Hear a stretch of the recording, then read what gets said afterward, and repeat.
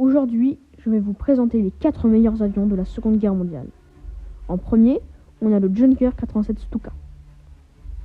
Tout d'abord, le Junker 87 Stuka est un bombardier en piqué ayant été mis en service en 1935.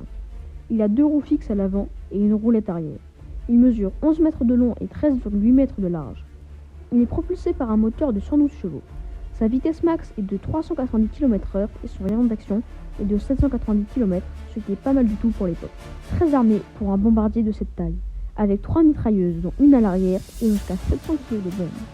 Le Junker 87 Stuka connaît son baptême du feu en 1937 lors de la guerre civile espagnole où il révèle une efficacité redoutable. Il est ensuite utilisé lors des campagnes allemandes de 39-40 mais reste un avion lent et peu maniable. L'Allemagne connaît de lourdes pertes avec cet avion lors de la bataille d'Angleterre et plus tard dans la guerre, il est équipé d'un canon anti-char d'où le surnom tueur de tanks. Au total, plus de 6500 unités ont été produites jusqu'en août 1944. Maintenant, on passe en avion rapide, maniable et mortel, le Messerschmitt Bf-109. Comme le Stuka, sa première version a été mise en service en 1935, mais lui est resté en service jusqu'en 1965, dû à de nombreuses améliorations. Il a un train d'atterrissage rétractable à l'avant et une roulette arrière. C'est un petit avion allemand, rapide et maniable. Il mesure 9,92 mètres de large et 8,95 mètres de long.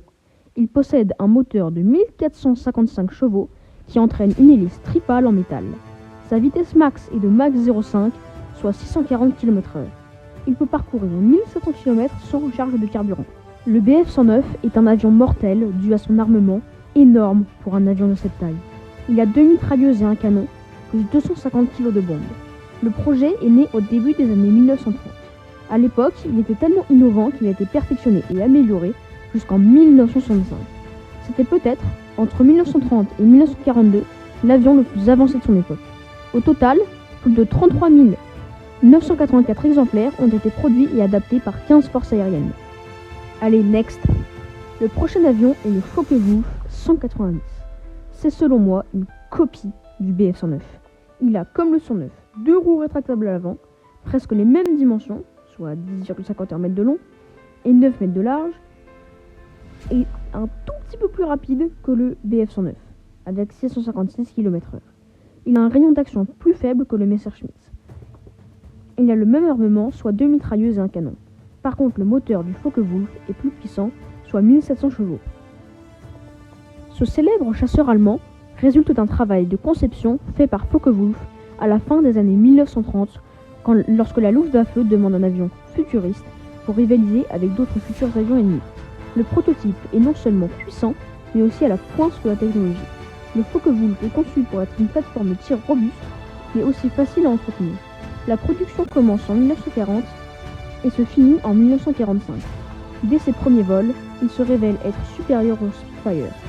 À la fin du conflit, il sera utilisé en tant que chasseur-bombardier. Il a été produit à plus de 20 000 unités. Et pour la fin, on va parler du premier avion à réaction opérationnelle, le Messerschmitt 262. C'est un chasseur monoplace avec 2 moteurs à réaction. Il a un train d'atterrissage entièrement rétractable et qui tricycle avant. Il mesure 10,60 mètres de long et 12,6 mètres de large. Il est propulsé par 2 turboréacteurs de 8,8 kN de poussée chacun. Sa vitesse max est de 900 km/h et son rayon d'action est de 1050 km.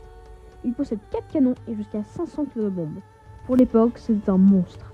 Rapide et polyvalent, cet avion n'a pas pu inverser le cours de la guerre car produit trop tard. Le premier prototype ne vola qu'en 1942. Malgré de bons débuts, Hitler décide que ce n'est pas une priorité. Au total, 1430 exemplaires sont construits. Après la guerre, la Tchécoslovaquie utilise le Messerschmitt 262.